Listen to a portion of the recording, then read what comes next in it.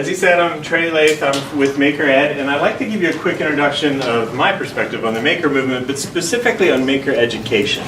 So it's somewhat different, but definitely related. So I had thought of titles, and I couldn't think of one, so just something catchy. Introduction to, just think of something yourself. That, maybe at the end of it you can like tweet it out, your what I should call this talk. Just real quick, there's a lot of links in this, and if they just have the slash, that's bit.ly/ whatever.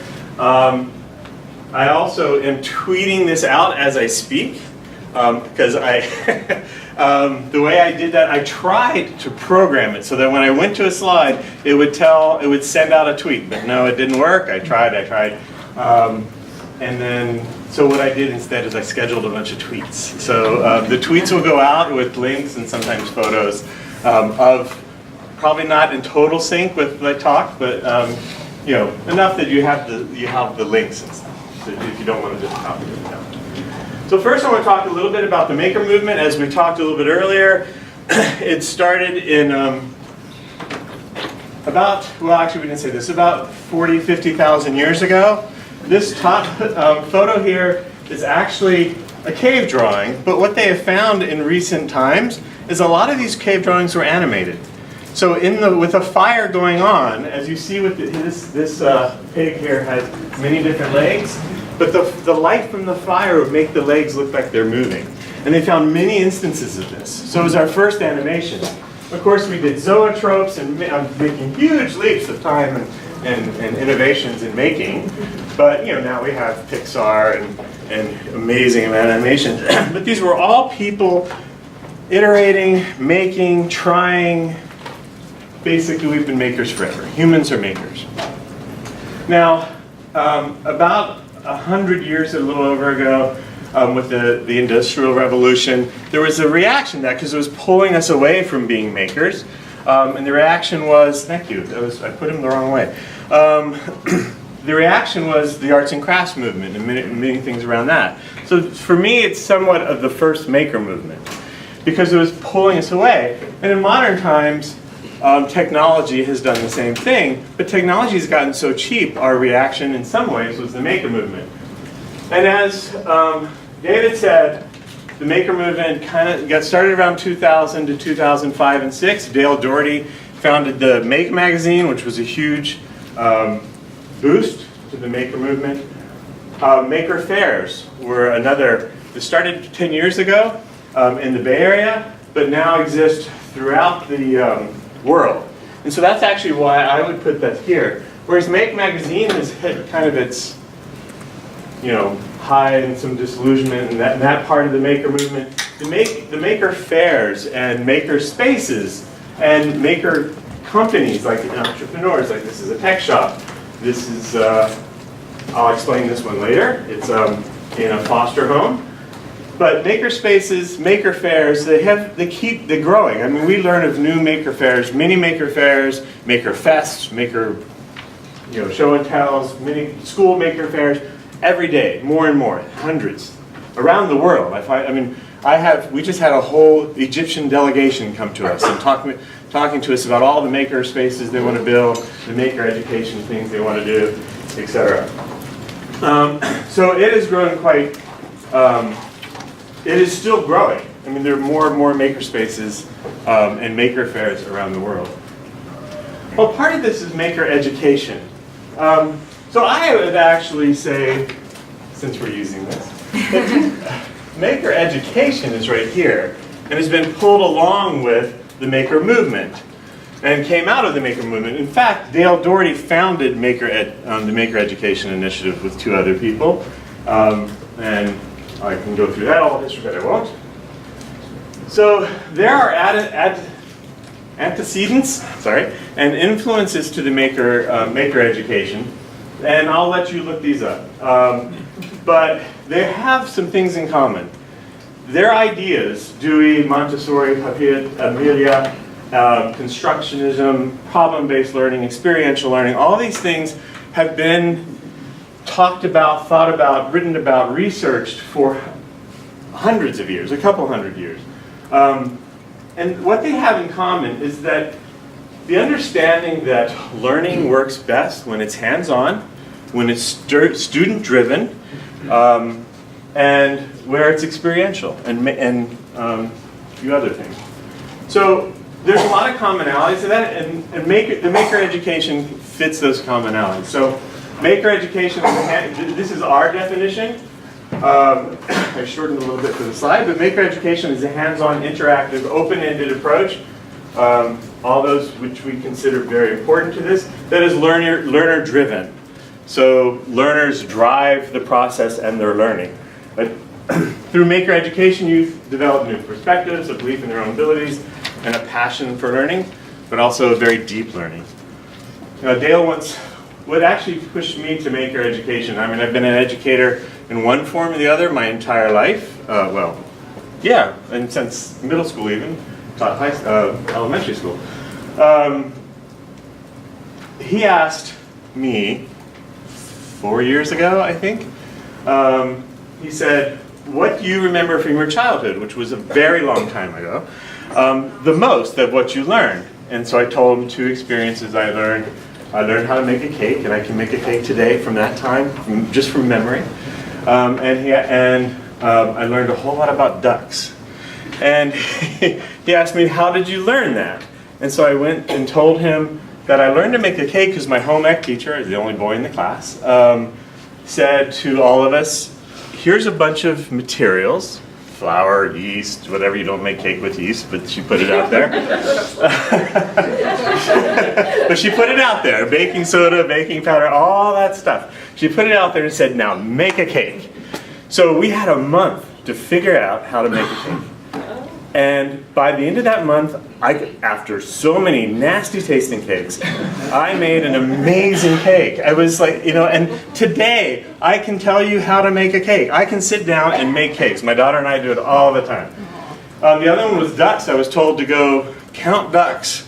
And I couldn't count ducks because they were flying in. I could count those, but there was 3 rivers or streams coming in, and a lot of ducks came in there. So I actually built a duck counter. Didn't work perfectly, but as they swam over, they would hit a little ribbon, and the ribbon would, it's kind of a hard ribbon, and it would click a little clicker, and I added some ducks there. Couldn't tell the species, but it did. So I remember that, but his reasoning for asking me that is, do you remember what you took on a test, or what you did on a worksheet, or what your teacher even told you in the front of the class? And I said, no, I don't remember any of that. It was 40 years ago. But I remembered those, and I remembered them really well. I can tell you the number of ducks that come into a lake in Colorado. I can tell you how to make a cake, and I can do it without a recipe. So here's an example, a story that I love. The educators, the teachers from a science class, an art class, they actually have a social responsibility class. These are 5th graders. And the history class all got together and said, what do you want to build? And we will build a curriculum around it. And they said they want to build a fish pond.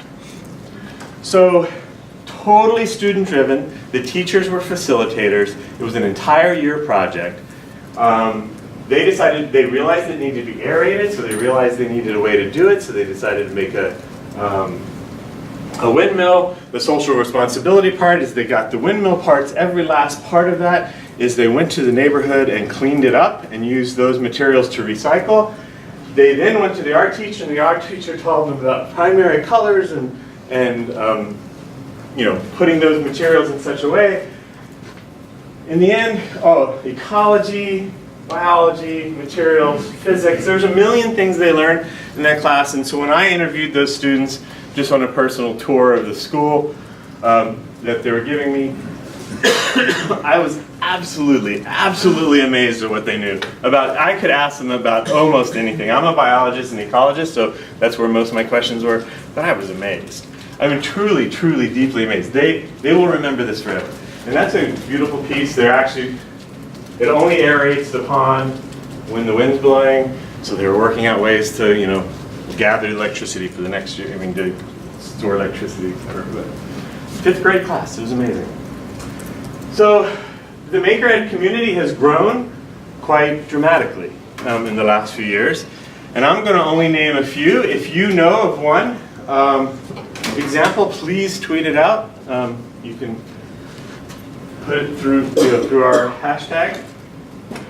Remake Learning is a network of educators and innovators, as it says, working together to shape the future of teaching in the greater Pittsburgh area. It includes museums and schools and libraries and funders and companies and just an amazing group and network. And they have done amazing, I keep saying the word amazing,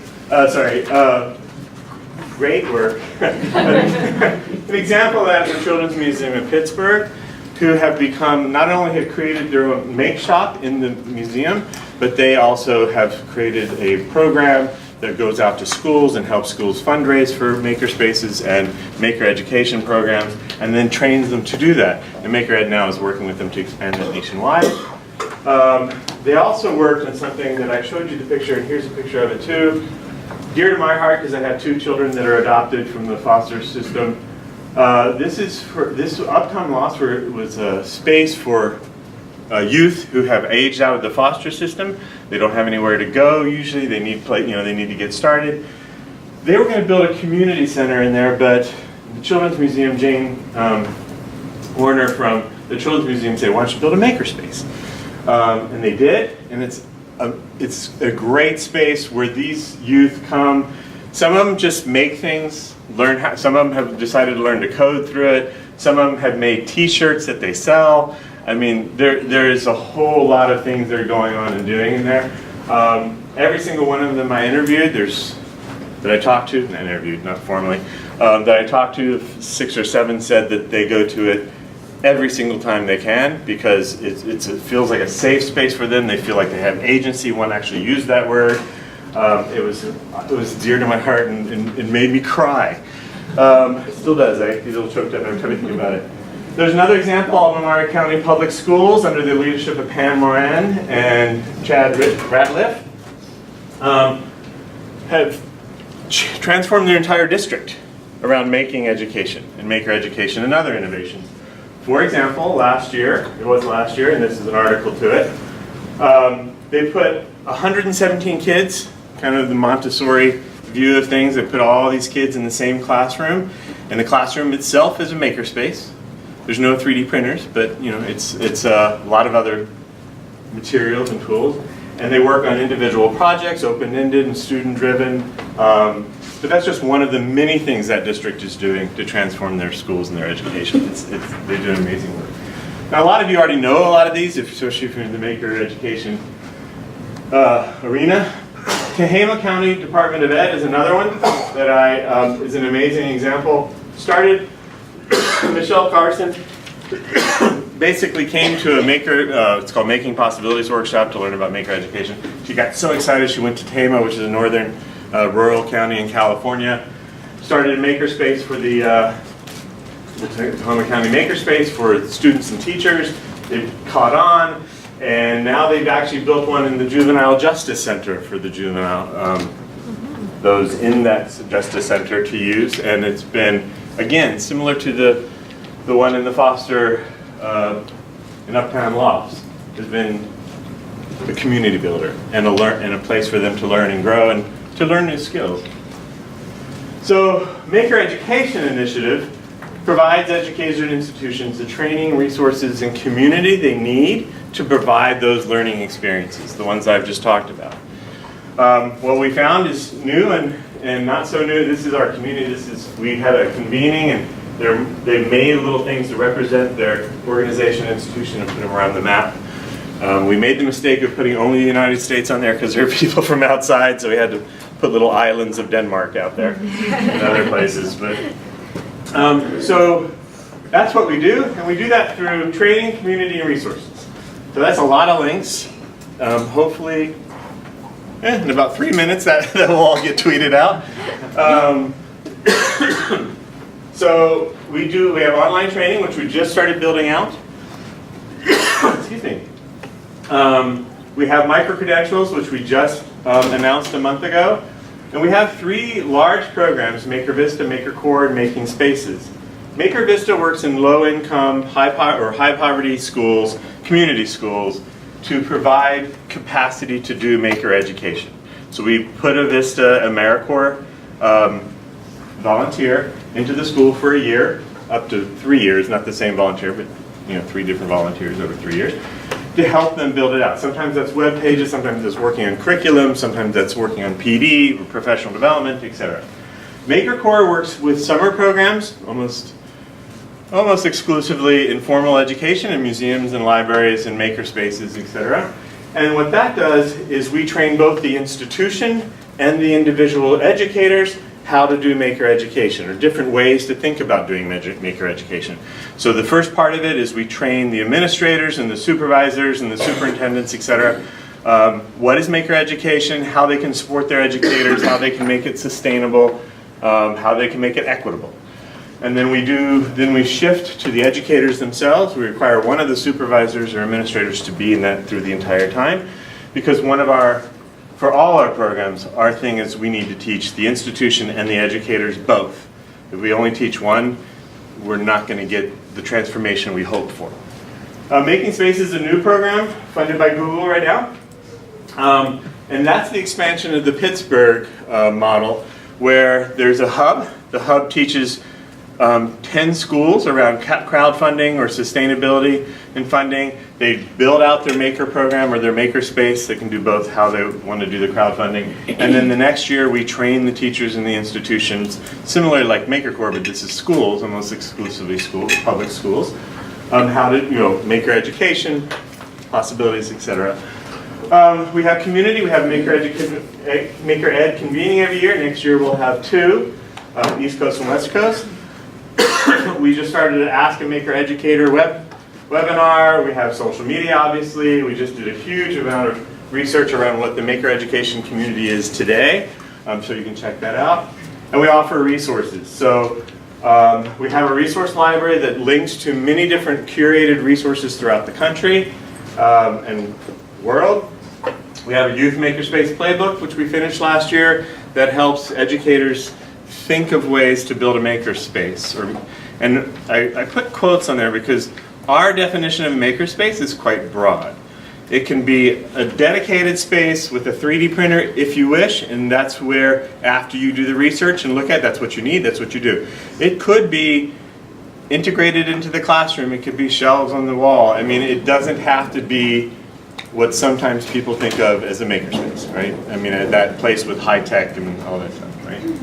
And it depends on the youth you have and the programs you're teaching, the teachers you have. You have to do all that first, that research, and then you build it. So you have a lot of, that's not all our resources. So the challenges ahead are many. So that's why I say we're here. We're maker education, not the maker movement. I'm just looking at you, but maker education, because we have it just seems like every day I get a call from a school or an educational institution, literally every day, an email or a call from around the world. I got one from Nigeria a year ago, and now they're working on some of our programs. It's Mind Africa. It's an after-school program that works with Nigerian youth. And that was our first international work, so because I fell in love with their program, and I'm a sap, so I have, just side joke, but I have it as the executive director. I say I have 5 no's a month, and I have to use them. But if I use them up, I can't say no anymore, so I'm very careful when I say no. And I didn't say no to the Nigerian group because I just loved it, what they were doing. So they now, I mean, that entire, I forgot the name of the city, it's hard to pronounce, but they have school maker fairs, they have a maker fair, they have maker education. The after-school program itself is almost in every school now. It's a nonprofit. It's amazing work. So the challenges ahead, as we see them, is one, community. Because the educators are still somewhat siloed when you're doing maker education or hands-on learning or others, they need connections, they need resources, they need to share. Maker Ed doesn't want to become the center of the community or that one single provider, but we want to facilitate those connections and that work. So it's not easy. We could, if somebody gave us millions of dollars, maybe we could become the center, but I don't want to do that anyway. But we need to build out the community in the way some movements have an amazingly connected community. And I think that's growing. So research. There is a lot of research on past similar approaches, whether that's constructionism or whether that's hands-on learning, experiential learning, all the other different terms, Montessori, et cetera, that all work. So one of the things we need to do, and some people like Digital Promise and Agency by Design and a bunch of others, if I didn't mention them, tweet them out so that I, because I can't mention them all, are pulling that together. But we have to deepen and broaden the research, because one of the things we get when we go to superintendents, not educators per se, the superintendents of schools or leaders of institutions, they ask you, show me the research, because they don't want to put all this effort into it if I don't have a research base. So we need that, and we need to do a lot. And the NSF just started a Maker Eager. It's an Eager grant that last year, and they're doing it again this year. Lots of institutions. So we're doing that, but it's a big challenge. Oh yeah, just one little quick thing. When you ask parents or educators, do you think that maker education is something you would love your youth to do? It's 80% say yes. If you ask the supervisors and superintendents, etc., 80% say no. So that's one of our big, and this is one of the big things we need. If we want, because our goal is to take over the world, so to do so, we got to take over, we have to convince everybody. So, and the last one, which I actually think is the most important one, is access and equity. We need to make sure that no matter your gender, your race, ethnicity, culture, income, etc., you have an access to this educational approach. And David mentioned this actually about the maker movement. It did start out here. I think it's one of the reasons it kind of lost a little bit of disillusionment. It's a lot of white, rich men, right? I think that's changing with maker spaces and maker, lots of new companies and maker fairs, et cetera, around the world.